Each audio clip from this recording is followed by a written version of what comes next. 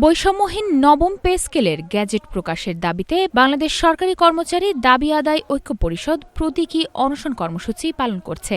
শুক্রবার সকাল থেকে বরিশাল প্রেস ক্লাব চত্বরে বরিশাল জেলা শাখার আয়োজনে এই প্রতীকী অনশন কর্মসূচি পালন করেন তারা। সংগঠনের যুগ্ম আহ্বায়ক মোহাম্মদ মানিক মৃধার সভাপতিত্বে বক্তব্য রাখেন সিনিয়র যুগ্ম আহ্বায়ক মোহাম্মদ জসিমউদ্দিন হাওলাদার, প্রধান উপদেষ্টা মোহাম্মদ আব্দুল লতিফ, সদস্য সচিব মোহাম্মদ মিজানুর রহমান সহ অন্যান্যরা। বক্তারা বলেন, বিদ্যমান পে স্কেলে দীর্ঘদিন ধরে সরকারি কর্মচারীরা বৈষম্যের শিকার হচ্ছেন। এই বৈষম্য দূর করে অবিলম্বে নবম পে স্কেলের গেজেট প্রকাশ করতে হবে। বারবার দাবি জানানো সত্ত্বেও সরকারের পক্ষ থেকে কার্যকর কোনো পদক্ষেপ নেওয়া হয়নি, যা কর্মচারীদের মধ্যে অসন্তোষ সৃষ্টি করছে। প্রতীকী অনশন কর্মসূচিতে বিভিন্ন সরকারি দপ্তরের কর্মকর্তা কর্মচারীরা অংশগ্রহণ করেন।